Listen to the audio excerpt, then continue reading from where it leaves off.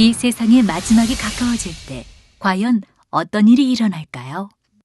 그때를 어떻게 준비하는 것이 지혜로운 것일까요? 예수 그리스도의 계시라. 이는 하나님이 그에게 주사 반드시 속히 될 일을 그 종들에게 보이시려고 그 천사를 그 종 요한에게 보내어 지시하신 것이라.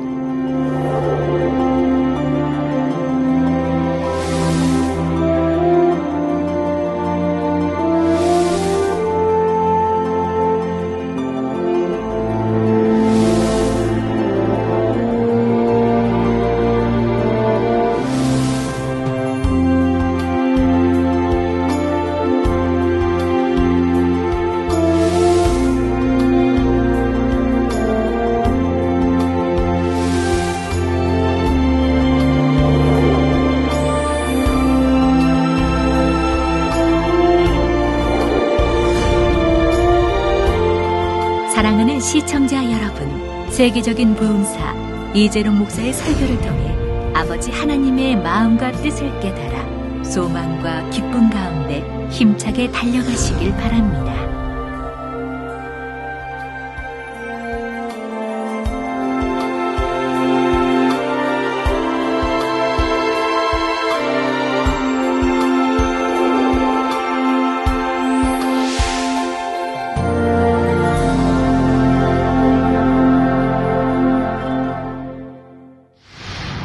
은혜 받으실 말씀은 요한계시록 1장 4절에서 8절 말씀입니다. 요한은 아시아에 있는 7교회에 편지하노니 이제도 계시고 전에도 계시고 장차 오실 이와 그 보좌 앞에 7영과 또 충성된 증인으로 죽은 자들 가운데서 먼저 나시고 땅의 임금들의 머리가 되신 예수 그리스도로 말미암아 은혜와 평강이 너희에게 있기를 원하노라. 우리를 사랑하사 그의 피로 우리 죄에서 우리를 해방하시고 그 아버지 하나님을 위하여 우리를 나라와 제사장으로 삼으신 그에게 영광과 능력이 세세토록 있기를 원하노라. 아멘. 볼지어다 구름을 타고 오시리라. 각인의 눈이 그를 보겠고 그를 찌른 자들도 볼 터이요 땅에 있는 모든 족속이 그를 인하여 애곡하리니 그러하리라. 아멘. 주 하나님이 가라사대 나는 알파와 오메가라. 이제도 있고 전에도 있었고 장차 올 자요 전능한 자라 하시더라.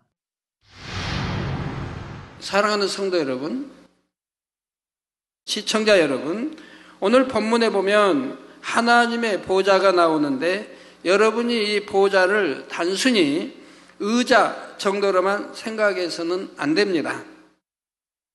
하나님께서 계신 보좌의 모습은 참으로 대단한 장관이지요. 열왕기상 22장 19절에 보면 미가야가 가로되 그런즉 왕은 여호와의 말씀을 들으소서. 내가 보니 여호와께서 그 보좌에 앉으셨고 하늘의 만군이 그 좌우편에 모시고 서 있다 했습니다. 천사장들을 비롯하여 수많은 천군과 천사와 그룹 등 천상의 여러 존재들이 하나님의 보좌 좌우편에 자리하고 있는 것이지요. 또한 계시록 4장에 보면 하나님의 보좌를 둘러서 24장로들의 보좌가 있으며 보좌 앞에는 수정과 같은 유리 바다가 있습니다.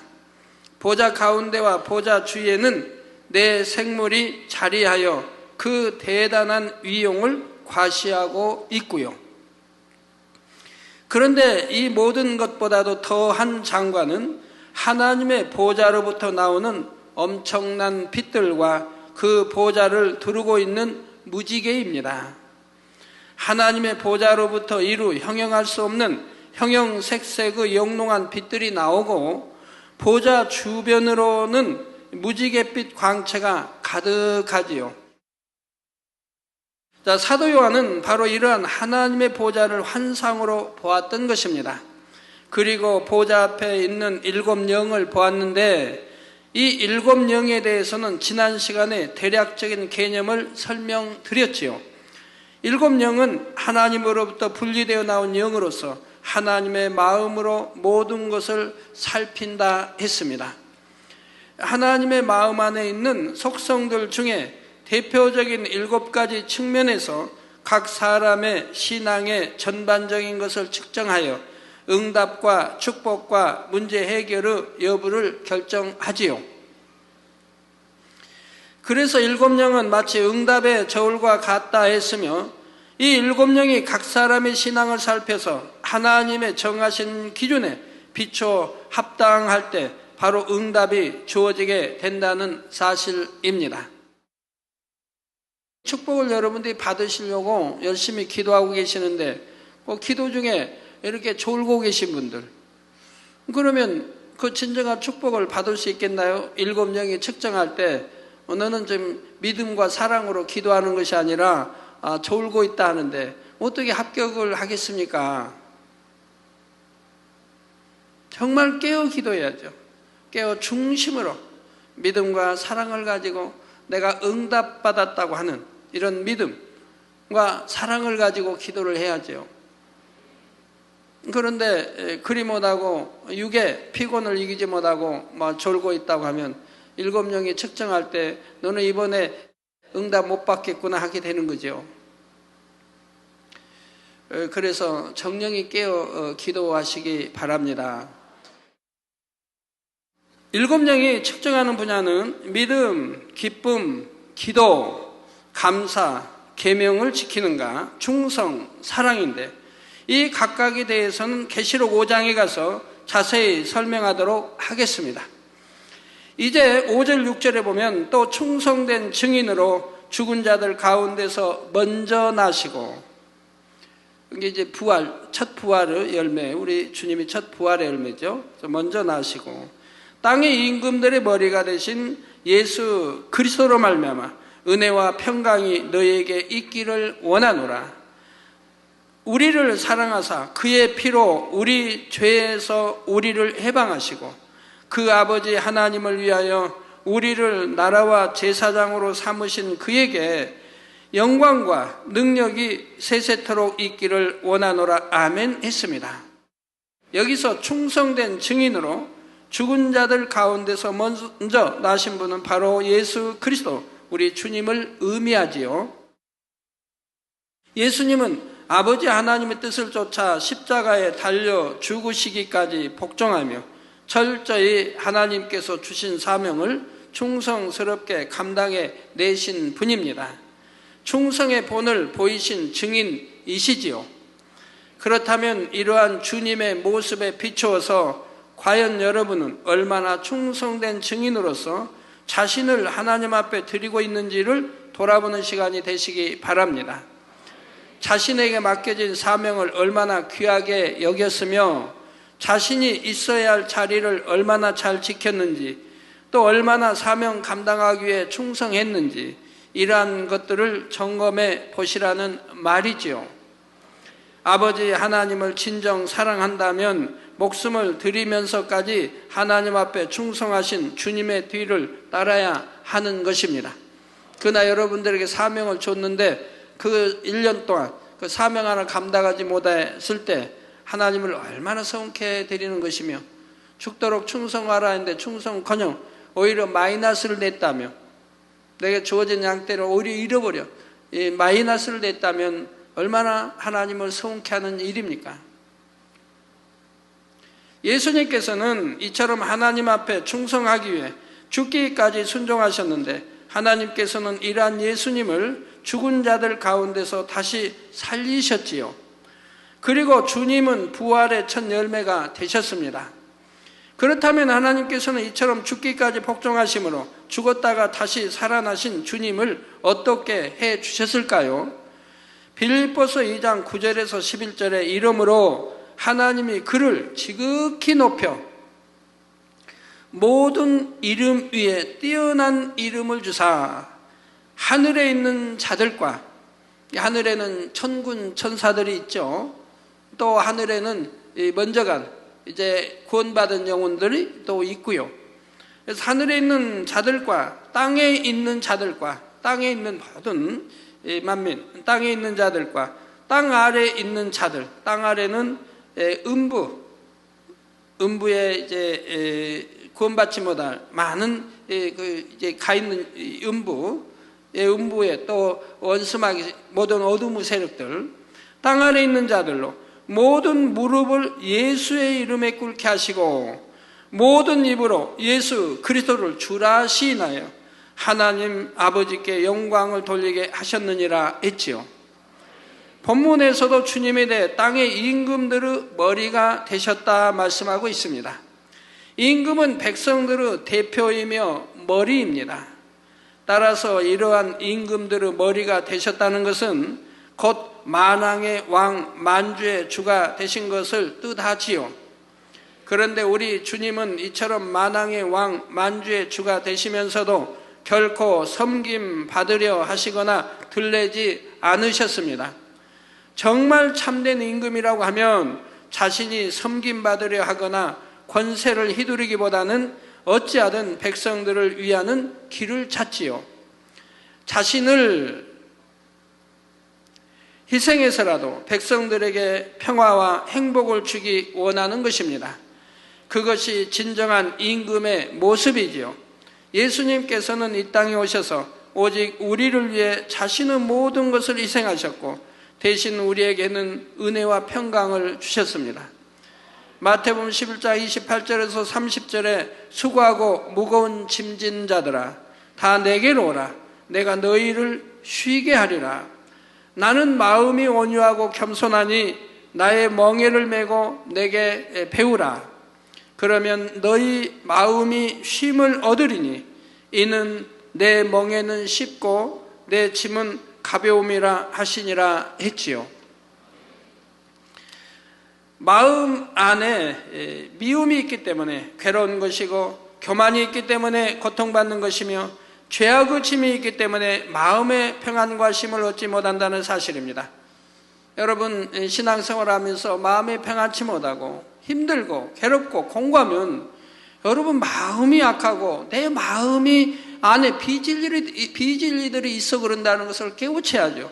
누구 때문에 부딪히고 누구 때문에 힘들고 교회 다니면서 누구 때문에 힘들고 왜 누구 때문에 힘이 들어야 합니까? 하나님과 나 사이인데 하나님 아버지를 뵈러 오는 것이고 교회 오면 기도하면 되는 것이고 말씀 들으면 되는 것이고 찬양하면 되는 것이고 누구 때문에 내가 신앙생활을 못해야 할 이유가 하나도 없습니다. 누가 설령 모세 율법만 가리키고 행치 않는다고 하면 우리 주님 뭐라고 했나요? 그 말씀은 하나님 말씀이 들으라고 했죠. 그러나 그대로 행하면 본받지 말라고 했죠. 본받지 않으면 되는 것이지 힘들어야 할 이유가 뭡니까? 열심히 내가 할 일을 하면 되죠. 말씀 듣고 내가 빨리빨리 영으로 들어가고 더 성결로 들어가면 되고 기도하면 되고 찬양하면 되고 전도하면 되고 내게 주어진 사명이 있다면 잘 감당하면 되지 누구하고 걸림이 될 이유가 뭐가 있느냐 이 말입니다. 그리고 힘들어야 할 이유가 뭐가 있고 판단하고 정죄해야 할 이유가 뭐가 있느냐 이 말입니다.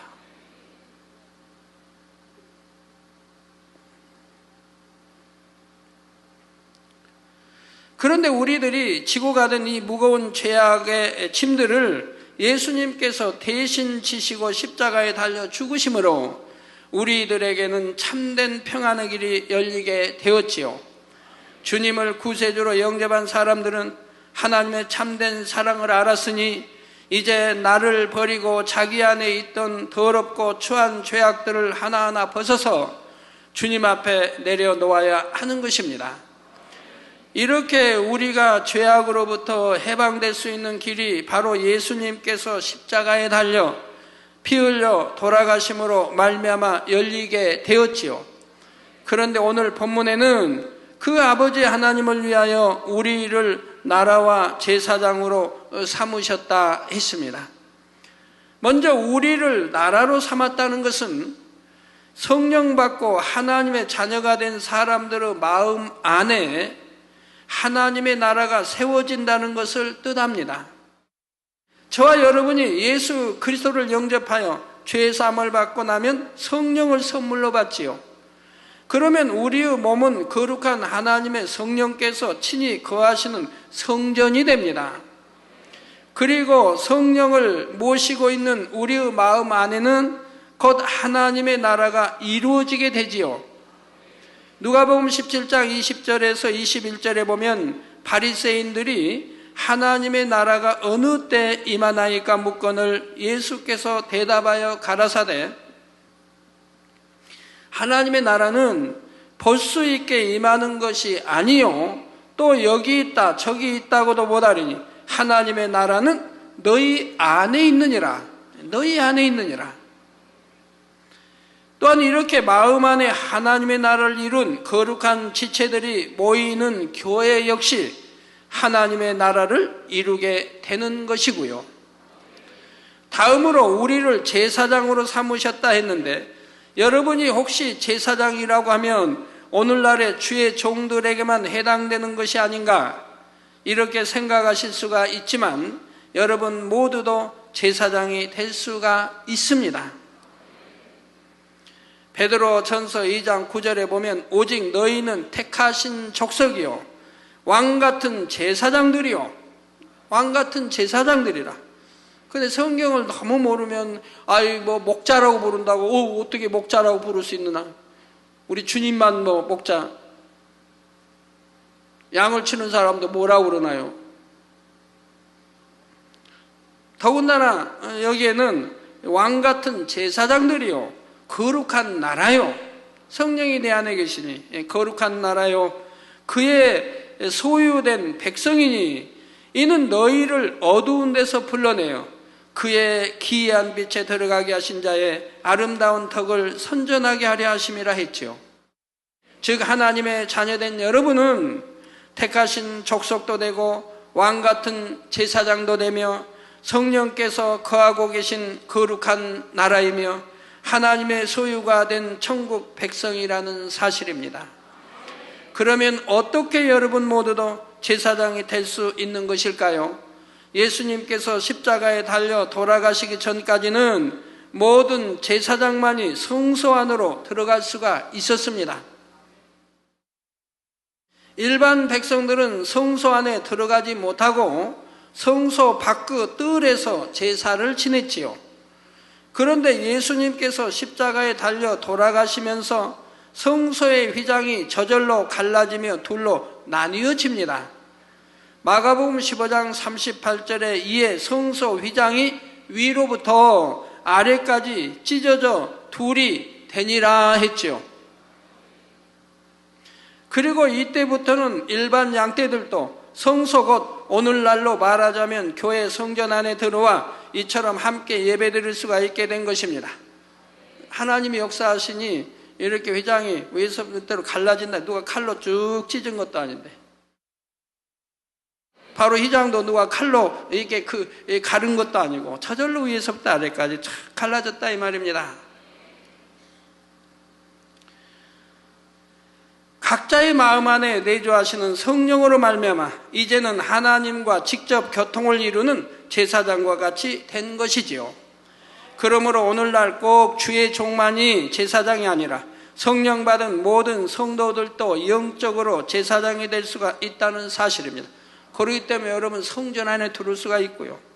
자, 그런데 그 아버지 하나님을 위하여 우리를 나라와 제사장으로 삼으셨다는 데에는 또 다른 의미도 있지요. 바로 하나님의 자녀된 사람들이 각각의 그릇대로 하나님의 나라를 위해 쓰임받게 된다는 의미입니다. 하나님의 나라가 이루어지는 주님의 몸된 제단에서 모두가 각각의 지체로서 쓰임받게 되지요. 제사장의 직분으로 쓰이는 사람도 있지만 그 외에도 다양한 직분과 사명을 맡아 하나님의 나라를 위해 합당하게 쓰이는 것입니다. 사도 요한은 바로 이러한 사실을 깨달았기에 죽을 수밖에 없었던 죄인들을 구원하여 거룩한 하나님의 나라와 제사장으로 삼아주시고 일꾼이요 사명자로서 쓰임받도록 축복해 주신 주님께 영원토록 영광과 능력이 있기를 원하노라 고백하고 있다는 사실입니다. 물론 사도 요한이 원한다고 해서 주님께 영광과 능력이 영원토록 있는 것이 아니라 주님께는 당연히 있으신 것이지만 사도 요한은 원하노라라는 이 고백을 통해 자신이 얼마나 그것을 간절히 바라고 있으며 기뻐하고 있는지를 표현한 것이지요.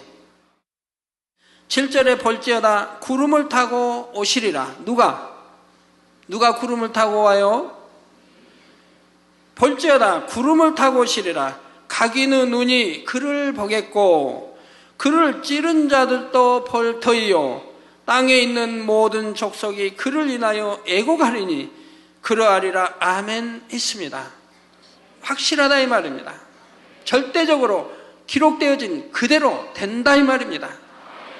주님께서 장차 우리를 데리러 오실 때는 구름을 타고 오시는데 이 구름은 그냥 보통 구름이 아니지요. 아름답고 광채나는 영광의 구름입니다. 주님께서 부활하신 후 승천하실 때를 보면 사도행전 1장 9절에 이 말씀을 마치시고 저의 보는 데서 올리워 가시니 구름이 저를 가리워 보이지 않게 하더라 했는데, 그리고 바로 영의 세계로 들어가셨다 이 말이에요. 구름에 가리워서 이제 사라졌다 이 말입니다. 그래서 꼭 구름이 등장한 걸 봐요. 왜? 그러면 구름이 없다면은 주님이 올라가시다가 뿅 하고 사라져서 다들 도대체 어디로 가셨을까 할 거 아닙니까? 왜? 사람의 눈은 계속 올라가는 거 봐야 되는데, 근데 계속 올라가면 어떻게 되죠? 공기가 없는, 희박에 공기가 없잖아요. 5,000m, 6,000m, 7, 8,000m만 올라가도, 10,000m만 올라가도 호흡을 못 할 텐데, 제일 높은 사람은 한 7,000, 8,000 올라가도 호흡을 제대로 못 하잖아요. 걷는 것도 천천히 걸어야 되고. 저는 4,000m만 올라가도 걷기 힘듭니다. 이제 습관이 되기 전에는. 그리고 또 영하 막 70도, 영하 100도 그 이상, 그걸 어떻게 올라가요? 금방 꽁꽁 얼어버리죠. 그러니까 사람이 생각을 동원하면 참 안 되는 거예요. 그래서 그런 의혹을 갖지 않도록 구름 속으로 해서 사라진데 어디로? 영계로 들어가 버린다 이 말이에요. 영계, 영의 문이 열리고 영계로 들어가 버린다 이 말이에요. 구름과 함께 들어가 버린다 이 말이에요.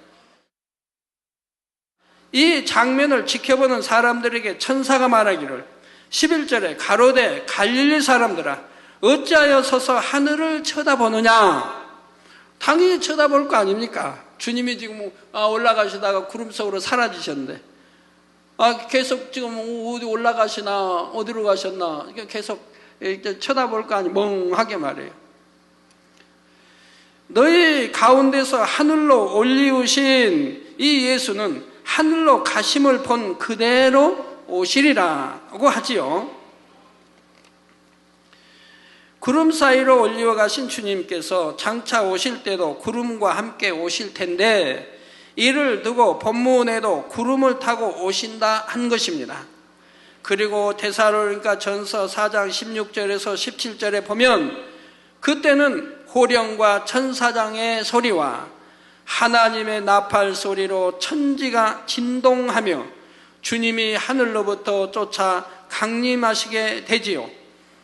그러면 그리스도 안에서 죽은 자들이 먼저 일어나고 믿고 지금 지금 이제 죽은, 그러니까 영으로는 이제 살았지만 무덤에 장사된 자들이 먼저 일어나고 그 후에 살아서 주님을 영접하는 자도, 즉 산채 살아있을 때 주님이 오시면 이제 살아서 주님을 영접하죠. 이 무덤에서 일어나 먼저 올라가고 그 다음에 우리 살아있는 사람도 호련히 썩지 않을 신령한 몸으로 변화돼서 그 뒤를 따라 올라간다 이 말입니다.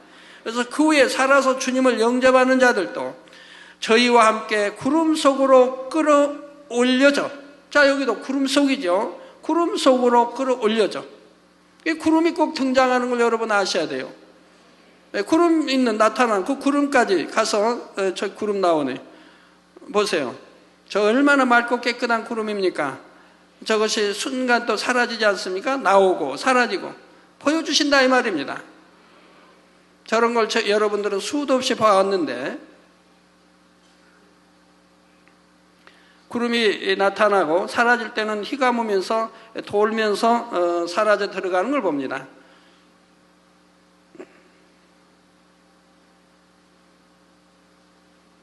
금방 나타나죠. 금방 사라지고요. 저희가 바로 영의 문이 있는 곳들이라 이 말입니다. 그래서 저 구름 속으로 끌어 또 구름 속으로 해서 사라지는 걸 봅니다. 그래서 그 후에 살아서 주님을 영접하는 자들도 저희와 함께 구름 속으로 끌어올려져 공중에서 주를 영접하게 된다 했습니다. 구름 속으로 끌려와서 우리 눈에 보이는 공중, 공기도 없고 그냥 영하 100도 이상 이런 데서 지금 만나가지고 그래가지고 거기서 7년 혼인잔치 할까요? 말이 안 되잖아요. 구름 속으로 끌어올려져 어디로 간다고요? 공중. 즉 제2하늘을 뭐라고 그랬어요? 원수마귀가 공중곳에 잡고 있다고 그랬죠? 거길 제2하늘이라고 그랬죠? 우리 눈에 보이는 건 제1하늘이고 영계에 있어 영계에 들어가면 제2하늘이 나오고 공중곳에 잡은 그 공중이 나오는 거기에 또 에덴이 나오고 그리고 제3하늘 우리가 이제 장차가서 영원히 살 천국 제3하늘이 나오고 아버지 근본 보좌가 있고 아버지 천국의 세우삼의 보좌가 있고 아버지 근본에 또 보좌가 있는 제4하늘이 또 있다 이 말입니다.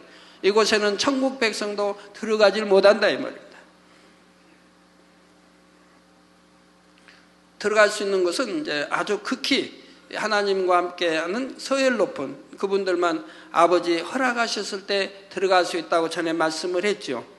그렇지 않고는 거기는 아무 들어갈 수가 없는 곳이라 이 말입니다. 그래서 공중에서 주를 영접하게 된다 했습니다. 바로 우리가 눈에 보이는 공중이 아니라 이 말입니다. 제2하늘을 말한다 이 말입니다. 구름 속으로 이제 구름 속으로 들어가서 사라지는데 바로 영의 문이 열리고 영계 제2하늘로 들어가서 거기에서 이제 이런 7년 혼인잔치도 하고 하게 된다 이 말입니다. 이처럼 주님의 승천도 또한 공중 재림도 구름과 밀접한 관계가 있는 것을 볼 수 있는데 이 구름이 곧 육의 세계와 영의 세계를 연결하는 통로와 같은 역할을 해준다는 사실입니다.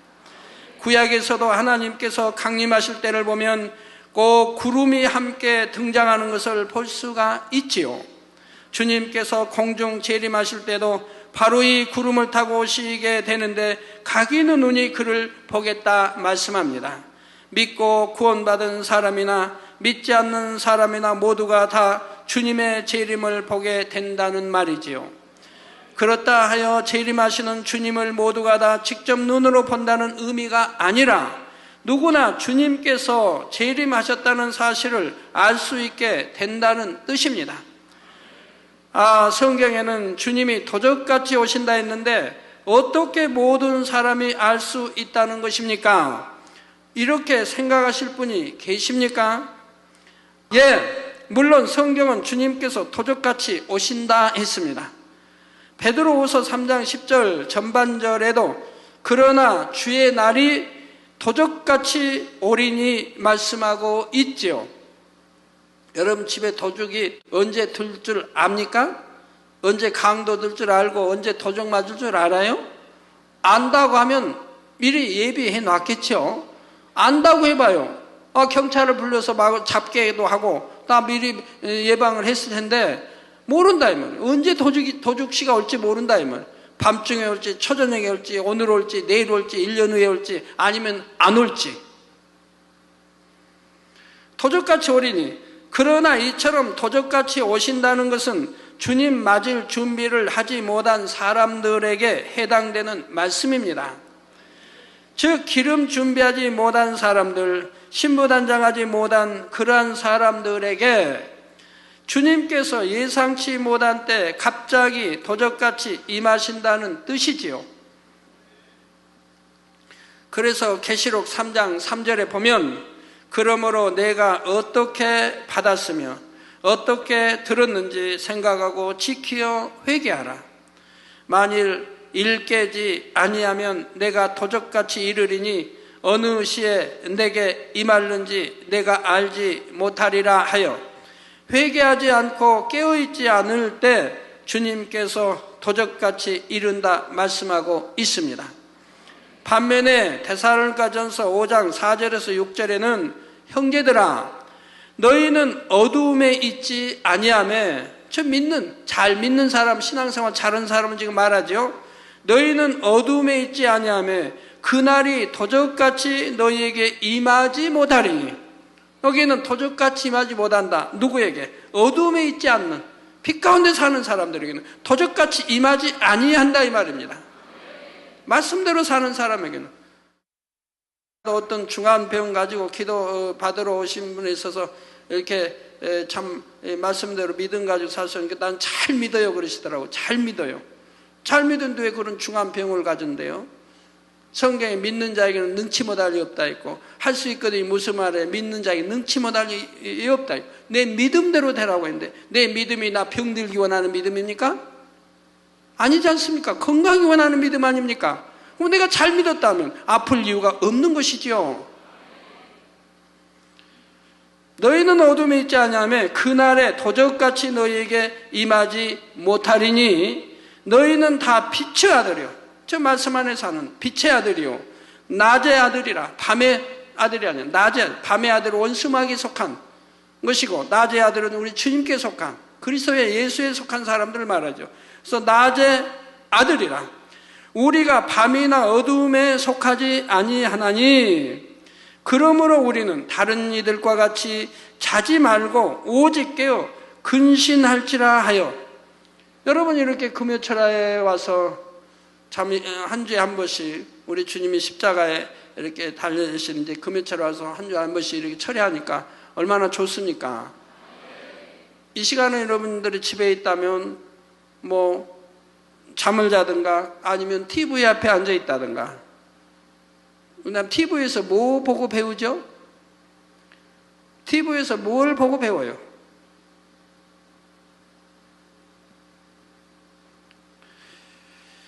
그래, 여러분들은 하나님 말씀을 듣고 배웁니다. 기도합니다. 찬양합니다. 믿음의 영제에 친교합니다. 얼마나 좋습니까? 그리고 영혼이 잘 되니, 또 믿음을 더 해나가니 얼마나 축복입니까? 그러므로 우리는 다른 이들과 같이 자지 말고 오직 깨어 근신할지라 하여. 깨어 신부단장하여 주님 맞을 준비를 하는 사람들에게는 그날이 도적같이 임하지 못한다 말씀했지요. 예수님께서 이 땅에 오실 때는 우리의 죄를 대신 지시기 위해 너무나 초라하게 오셨지만, 장차 공중에 재림하실 때에는 만왕의 왕이요 만주의 주로서 구원받은 하나님의 자녀들을 데리러 오심으로 너무나 웅장하고 권세 있게 오신다는 사실입니다. 그때는 그를 찌른 자들도 볼터이요 땅에 있는 모든 족속이 그를 인하여 애곡하리니 했는데, 여기서 그를 찌른 자들이라 그 예수님 당시에 정말로 예수님을 핍박하고 십자가에 못 박아 죽인 장본인들을 의미하는 것이 아니지요. 바로 오늘날도 예수 그리스도를 핍박하는 사람들, 즉 교회와 성도들을 핍박하고 하나님을 욕하고 대적하며 믿지 않는 사람들을, 이런 사람들이 전부 예수님을 찌른 자들이 됩니다. 또한 땅에 있는 모든 족속이란 이처럼 주님을 믿지 않고 대적한 사람들 뿐 아니라, 주님을 믿는다 하면서도 말씀 가운데 살지 않았고 알곡이 아닌 쭉정이와 같은 사람들, 바로 이러한 사람들 모두를 의미하는 것이며, 그들이 그날에 애곡하게 된다는 것이지요. 주님을 믿지 않았던 사람들은 내가 왜 그처럼 예수 믿는 사람들을 핍박했던고 그러면서 땅을 치며 애곡하게 되고, 그렇게 전도해도 왜 그때 내가 받아들이지 않았던고 그러면서 땅을 치며 애곡하게 되고, 주님을 믿는다면서도 말씀대로 살지 못했던 사람들은 내가 왜 믿지 않는 사람들과 똑같이 그처럼 죄만 짓고 살았는고 내가 제대로 믿을 거라며 통하게 됩니다. 한 주에도 이런 분들 몇 명씩 저에게 기도받으러 오지 않습니까? 사명 줬는데 충성하지도 않고 열매도 안 내고 게으르고 했다가 하나님이 지켜주시지 못하니 병들어 오고, 어떤 분들은 죄를 지어 또 말씀 안에 살지 못하고 죄를 지어 병들어 오고, 주의를 지키지 않고 온전한 11조하지 않고 그래서 또 지킴받지 못하고 병들어 오고, 그러면서 기도받을 때는 또 그러죠. 이제는 청령 회개하고 왔습니다. 이제는 청령의 말씀대로 살겠습니다. 정말 중심에 정령이 이제는 말씀대로 살 수 있다면 하나님이 역사하시겠는데, 그것도 거짓이 참 많다 이 말입니다. 거짓이 참 많아요. 지금은 아프니까 지금 죽을 병을 암 말기다, 또 전신에 전이 됐다 하니까 죽을 병이라 지금 그렇게 고백하지, 또 치료해 줘봐요. 또 얼마 아니 돼가지고 또 하나님 멀리하고 또 교회 떠나고, 그런 사람 저는 너무 많이 봤어요. 그럼 그 다음에 올 때는 힘들어요. 이제 그 다음에 안식일도 안 지키고, 지켰다 안 지켰다.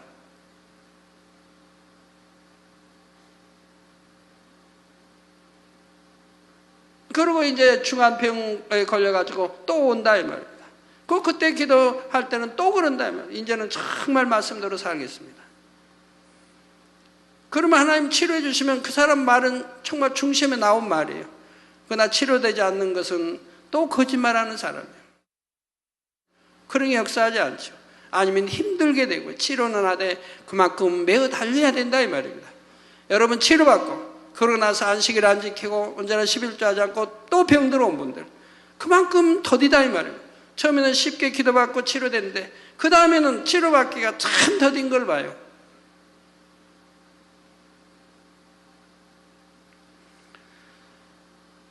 내가 제대로 믿을 거라고 애통합니다. 그리고 그 애통은 그 순간만이 아니라 7년 환란 동안에도 이후에 백보자 심판이 끝나고 지옥불에 던져져서도 영원히 계속되지요.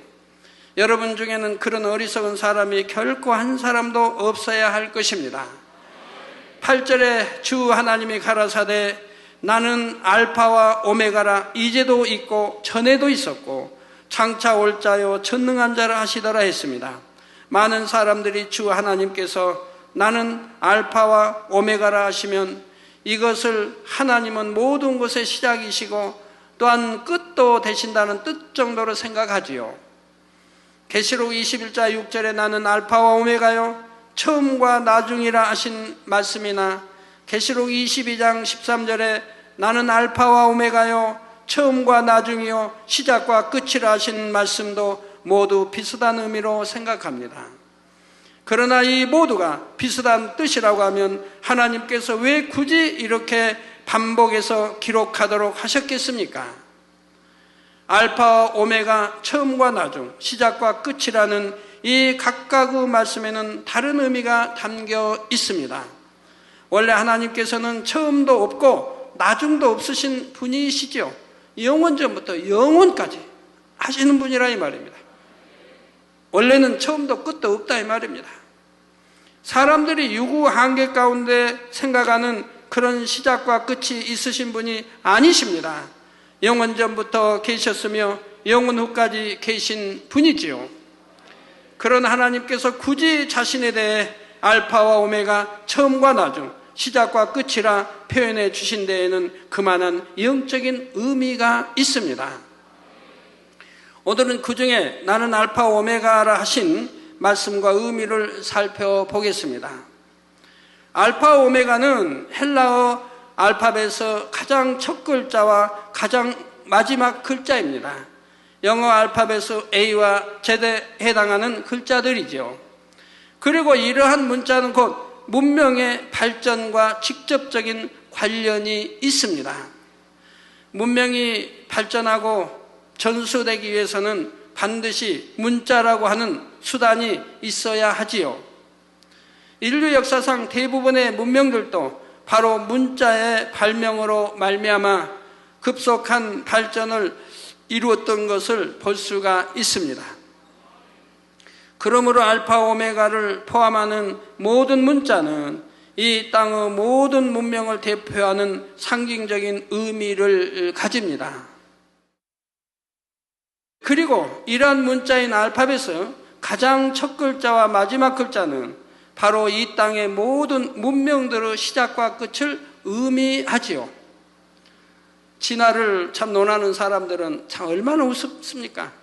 이 지상에 수많은 동물들이 있는데 우리 사람도 동물에 들어간다 이 말이에요. 동물들이 있고 또 새들이 있고 고기들이 있고 곤충들이 있고 그 많은데 그 수많은 무리 중에 어찌 사람만 진화됐을까요? 이렇게 문명을 갖고 언어를 갖고 이 말이 돼요? 원숭이도 진화하고 코끼리도 진화하고 더군다나 짐승의 왕인 사자도 진화해서 문자도 갖고 문명 발달도 이루고 좀 하지. 왜 그들은 계속 그 많은 것 네 발로만 다니고 날아다니는 새는 가느다란 두 발로만 다니고. 왜 그래야 할까요? 왜 유독 사람만 진화해서 문자를 가지고 언어가 있고 이렇게 돼 있냐 이 말이에요. 오늘날 그건 말이 안 된다 이 말입니다. 말도 안 된다 이 말입니다. 그런 분들이 와서 이 재단에서 시공간을 초월하여 역사되는 이 하나님의 권능, 성경 안에 기록된 그 권능들을 듣고 본다고 하면 참으로 놀라 정말 주님이 영접할 사람이 참으로 많을 텐데 말입니다. 너무 안타까운 일 아닙니까? 그러니 여러분 열심히 전도해야 되지 않겠어요? 그런 영혼들을 위해 찾아가 전도해야 되지 않겠습니까? 꼭 기도해야 되지 않겠습니까? 여러분 주의 종들이 기도하지 않으면 다니엘처럼 하나님이 명하셔서 우리는 하는 겁니다. 여러분 주의 종들이 장로님들이 기도하지 않는다면 이건 큰일 나는 겁니다. 정말 큰일이에요. 믿음이 있다면 기도해야 될 텐데 초신자가 아닌 이상 다니엘 철회하지 않는다 안 됩니다. 초신자는 철회하지 않아도 믿음이 이제 어린아이니까 넘어가지만 믿음이 있고 여러분을 가르치는 위치에 있는 사람이 이제 기도하지 않으면 행치 않고 양떼들은 기도하라 했다면 그는 외식하는 자이기 때문에 구원과 다 문제가 있습니다. 제 말은 절대 사실입니다. 양떼보다 더 많이 주의 종이면 기도해야 되는 것이고 양떼가 3시간 기도한다면 주의 종은 5시간은 못해도 해야 하지 않겠습니까? 다니엘처럼 해도 3시간인데 하루에 3차례씩 기도하면 1시간, 1시간, 5시간은 해야 되지 않겠습니까? 하지 않으면 안 된다 이 말입니다. 머리가 기도하지 않으면 교회가 부흥할 수가 없습니다. 양떼보다는 아무래도 더 많이 기도해야 되는 거죠. 거짓 없이 진실해야 되고요. 자, 이러한 문자인 알파벳의 가장 첫 글자와 마지막 글자는 바로 이 땅의 모든 문명들의 시작과 끝을 의미합니다. 따라서 하나님께서 나는 알파와 오메가라 하신 것은 하나님 편에 어떤 시작점과 끝점이 있다라는 의미가 아니라 우리 인간 편에서 발전시켜온 모든 문명의 시작과 끝도 결국은 하나님으로부터 말미암았다는 의미입니다. 인간의 모든 지식은 지식의 근본이신 하나님으로부터 왔고 하나님의 주관하심 가운데 있다는 말이지요. 자, 그런데 원래는 이렇게 하나님으로부터 온 지식을 사용함에 있어서 사람들이 사단의 역사를 받아감으로 인해 잘못 쓰이고 있는 분야들이 많아지고 있습니다. 하나님으로부터 온 지식 안에 비진리의 잘못된 것이 들어있는 것이 아니라 원래는 선하고 진리에 합당하게 쓰도록 주신 지식을 인간들이 사단의 역사를 받아들이므로 결국 잘못된 방향으로 나가게 되었다는 말이지요. 다음으로 하나님께서는 자신에 대해 이제도 있고 전에도 있었고 장차 올 자요 전능한 자라 말씀하셨는데 하나님은 홀로이시던 태초부터 계셨고 지금도 살아 역사하고 계십니다. 또한 장차 올 자라 하신 것은 우리 주님을 가리키는 말이지만 삼일체 하나님은 결국 근본 하나이심으로 이처럼 동일하게 기록하고 있는 것이지요. 그리고 전능한 자라 말씀하신 대로 성부, 성자, 성령 삼일체 하나님은 모두가 창조주로서의 전능하심을 가지고 계십니다. 이제 다음 시간에는 사도 요한이 7 교회에 보내는 편지를 쓰게 되는 배경과 환상 중에 계시를 받는 상황을 살펴보겠습니다. 사랑하는 성도 여러분, 주님께서 하늘로서 강림하실 때는 정말로 대단한 장관이 펼쳐지게 됩니다. 그 순간을 깨어 준비하며 맞이하는 사람들은 그 장관을 직접 보면서 호련히 신령한 몸으로 변화되어 하늘로 들려 올려지게 되지요. 그리고 구원받은 하나님의 자녀들을 위해 예비된 곳에서 주님과 7년 동안 혼인잔치를 하며 꿈만 같은 시간을 보냅니다.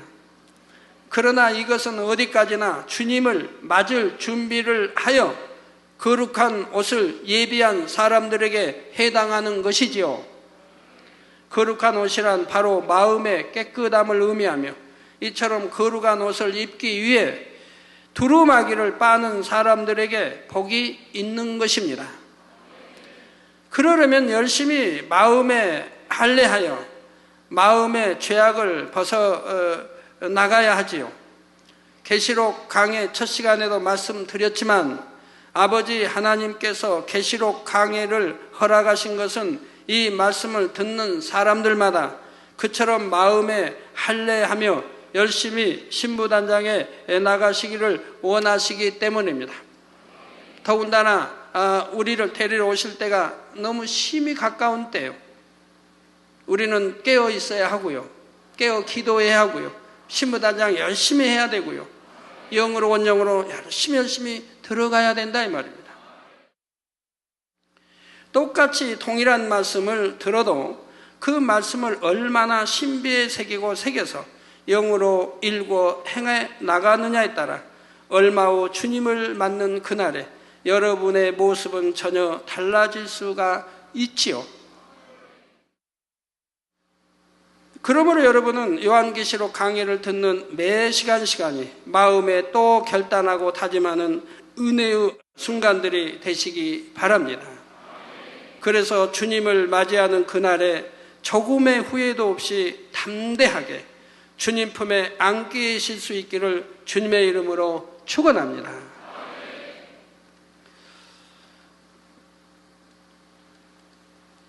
말씀 상고하시면서 통성으로 다 같이 기도하시겠습니다. 할렐루야. 주님 은혜와 사랑에 감사합니다. 아버지 오늘도 들은 계시록 말씀이 마음에 깊이 새겨지고 양식 삼게 도와주시고 단어 하나하나까지도 깊이 헤아려 아버지 이해하고 양식이 되게 축복해 주시기를 원합니다. 그리함으로 앞으로도 깊이 들어가는 계시록 강해 아버지 잘 이해하고 소화해서 내 것을 만들 수 있게 도와주옵소서. 아버지 감사합니다. 하늘의 깊은 비밀까지라도 아버지 또 구약에 있는 많은 다니엘서와 깊은 비밀까지라도 이번 계시록을 통해서 밝히 조명해 주시기 원합니다. 감사합니다. 우리 주 예수 그리스도 이름으로 기도합니다. 아멘.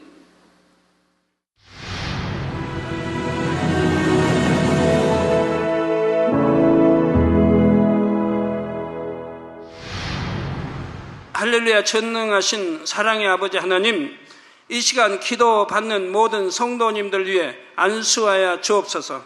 GCN 방송 시청자들이 인터넷과 화상을 통해 기도받는 지교회와 지성전 그리고 전세계 하나님의 자녀들 위에도 시공간을 초월하여 역사하여 주시기를 원합니다. 믿어지는 믿음을 주시고 부정적인 생각과 의심의 세력을 물리쳐 주옵시며 모든 시험 환난도 물리쳐 주옵소서. 머리부터 발끝까지 오장육부 뼈 마디마디 온몸의 신경 조직 세포 등 아픈 곳마다 성령의 불로 태우시고 근본의 빛으로 역사하여 주옵소서. 예수 그리스도의 이름으로 명하노니 원수마귀 사단 모든 질병 균 연약함아 물러가라. 빛이 여임하라. 모든 불치 난치병도 성령의 불로 태워 깨끗하게 역사하여 주옵소서. 말라리아를 비롯한 모든 풍토병도 물리쳐 주옵소서. 깨끗함을 입을지어다. 감기, 기침, 열, 몸살, 독감 등 각종 유행성 질병도 다 물러가라. 어떠한 유행성 질병 균도 틈타지 않게 지켜 주옵소서. 위암, 폐암, 간암, 유방암, 자궁암, 대장암, 피부암 등 각종 암과 에이즈, 백혈병, 뇌졸중, 고혈압, 저혈압, 심장병, 폐병, 위장병, 당뇨, 부인병, 피부병, 갑상선, 질환과 모든 염증도 깨끗게 하여 주옵소서. 소아마비, 중풍, 관절염, 디스크도 온전케 하여 주옵소서. 요통, 두통, 신경통을 비롯한 모든 통증은 사라질지어다. 간질, 자폐증, 우울증, 조울증, 노이로제 등 모든 정신질환도 물러가라. 모든 마비된 것도 풀어지고 일어나 걷고 뛸지어다. 눈도 잘 보이게 하옵시고 귀도 잘 들리게 하여 주옵소서. 소경은 눈을 뜨고 기머거리는 들으며 벙어리는 말할지어다. 각종 사고 후유증도 깨끗게 하시고 부러진 뼈도 붙여 주옵소서. 화상 입은 것도 온전케 하옵소서. 화기야 물러가라. 열도 물러가라. 아버지 흉터도 나지 않게 역사해 주시기를 원합니다. 마약을 비롯하여 각종 약물과 독극물 중독도 깨끗함을 입을지어다. 죽은 신경과 세포가 살아나며 죽은 자도 살아나게 하여 주옵소서. 잉태의 축복도 주시기를 원합니다. 잉태 축복을 받으라. 예수 그리스도의 이름으로 명하노니 원수마귀 사단아 하늘 공중 곳에 잡은 악의 영들아 물러가라. 그의 사자들도 물러갈지니라. 이 땅의 악한 영, 더러운 영, 거짓되고 간사한 영, 이간질하고 미혹하는 모든 어둠들은 물러가라. 모든 흉악의 결박을 풀고 어둠아 물러가라. 빛이여 임하라. 아버지 하나님, 부르짖어 기도할 수 있는 능력을 주시고 죄를 버리고 성결될 수 있는 능력을 주옵소서. 영혼이 잘됨같이 범사에 잘되게 하시고 가정의 복음화도 이루어 주시기를 원합니다. 한 주간도 모든 사고와 재앙으로부터 지켜주시고 불통이 없는 형통한 삶을 살 수 있도록 축복해 주옵소서. 성령의 불담으로 천군 천사와 주님의 불꽃 같은 눈동자로 모든 하나님의 자녀들과 가정, 일터, 사업터를 지켜주시기를 원합니다. 학생들에게 지와 명철을 더하시고 공부도 할 수 있는 뜨거운 마음과 열정도 더하여 주옵소서. 마음과 생각을 세상에 빼앗기지 않도록 지키시고 하나님을 뜨겁게 사랑하는 학생들로 축복하여 주옵소서. 하나님의 자녀들이 먹으나 마시나 입으나 무엇을 하든지 하나님 앞에 영광 돌리는 삶이 되게 축복하여 주시기를 원합니다. 나는 하나님을 만났노라, 체험했노라, 응답 받았노라, 축복 받았노라, 간증하는 입술이 되게 역사하여 주옵소서. 아버지 하나님 감사합니다. 홀로 영광 받으옵소서. 우리 주 예수 그리스도의 이름으로 기도하옵나이다. 아멘.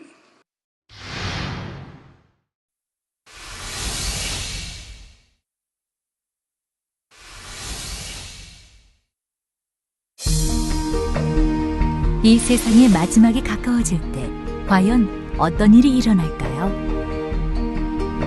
그때를 어떻게 준비하는 것이 지혜로운 것일까요?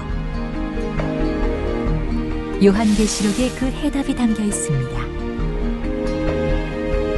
마지막 때를 깨어 준비하며 신부단장할 수 있도록 마지막 때에 속히 되어질 일에 대해 세세히 기록한 요한계시록. 사랑하는 시청자 여러분, 세계적인 부흥사 이재롱 목사의 설교를 통해 들은 말씀을 지켜 행함으로 진정 복 있는 사람들이 되시길 바랍니다. 오늘 말씀 본문을 통해 여러분을 향한 하나님의 뜻을 묵상해 보시겠습니다.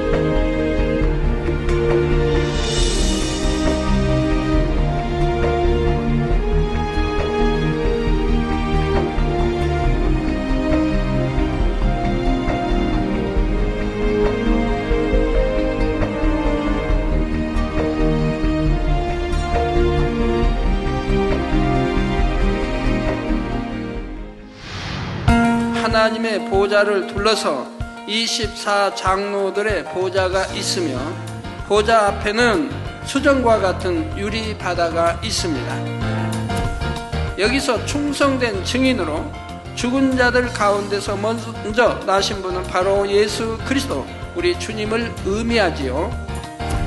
예수님은 아버지 하나님의 뜻을 쫓아 십자가에 달려 죽으시기까지 복종하며 철저히 하나님께서 주신 사명을 충성스럽게 감당해 내신 분입니다. 아버지 하나님을 진정 사랑한다면 목숨을 드리면서까지 하나님 앞에 충성하신 주님의 뒤를 따라야 하는 것입니다. 예수님께서는 이 땅에 오셔서 오직 우리를 위해 자신의 모든 것을 희생하셨고 대신 우리에게는 은혜와 평강을 주셨습니다. 자, 그런데 그 아버지 하나님을 위하여 우리를 나라와 제사장으로 삼으셨다는 데에는 또 다른 의미도 있지요. 바로 하나님의 자녀된 사람들이 각각의 그릇대로 하나님의 나라를 위해 쓰임받게 된다는 의미입니다. 이처럼 주님의 승천도 또한 공중 재림도 구름과 밀접한 관계가 있는 것을 볼 수 있는데 이 구름이 곧 육의 세계와 영의 세계를 연결하는 통로와 같은 역할을 해준다는 사실입니다. 도적같이 오리니 그러나 이처럼 도적같이 오신다는 것은 주님 맞을 준비를 하지 못한 사람들에게 해당되는 말씀입니다. 그리고 전능한 자라 말씀하신 대로 성부, 성자, 성령 삼일체 하나님은 모두가 창조주로서의 전능하심을 가지고 계십니다. 거룩한 옷이란 바로 마음의 깨끗함을 의미하며 이처럼 거룩한 옷을 입기 위해 두루마기를 빠는 사람들에게 복이 있는 것입니다.